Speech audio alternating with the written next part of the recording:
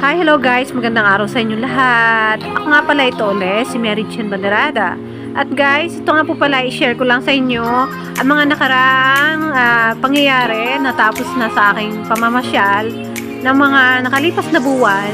Kung saan gusto ko lang ibahagi talaga guys, ang ganda ng lugar na ito. Sa parte nga pala ito guys, nang papunta sa Agdangan, Quezon. Limot ko na siya guys, pero parang pagitan siya ng Unisan at Agdangan, Quezon. Hello, shout out nga po pala sa inyong lahat from Quezon Province. And guys, napakaganda nga po ng beach resort dito. At nakuha ko nga po muna dyan, mahinga at umupo. Ayan, at nag-take ako ng video. Para naman, napakaganda din ng ating pag-voice out ngayong araw na to. Kung saan, feel na feel ko talaga guys yung pag-voice out ko. At in-replace ko lang itong aking pag-vlog. At yan nga guys, pauwi na nga pala kami dyan ng anak ko. At nakasakay kami sa van.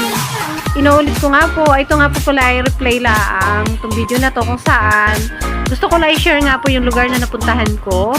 At syempre, para nga po pala magpakilala na rin ako sa inyo dito sa pagbablogger dito sa Facebook. At guys, paumanhin na lang sa ating mga pa-sexy moment diyan kung saan ay papahatak views na rin guys. Huwag na lang kung anong isipin nyo, wag ganon ha. Hindi naman masama magpa-sexy as a single parent, syempre. Ganyan pa rin ang ating look. At nga pala guys, yan ay sa party ng Lucena City. Guys, ito nga po pala, pinakabagong nyug-nyugan, Lucena City, Quezon, Calabarzon guys. Ito ay sa Kapitolyo ng Lucena City.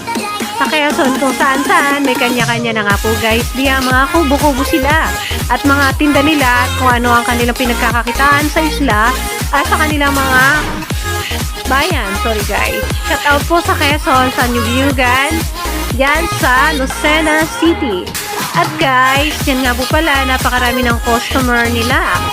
Kung saan, kanya-kanya nga po pala ang patalbugan na kanilang mga pagandahan ng mga kanilang design ng kanilang kubo. At yan, napakaraming tanghalan nga po pala guys sa Nyugyugan na yan, sa kaarawan ng Lucena. At sobrang init nga po pala guys.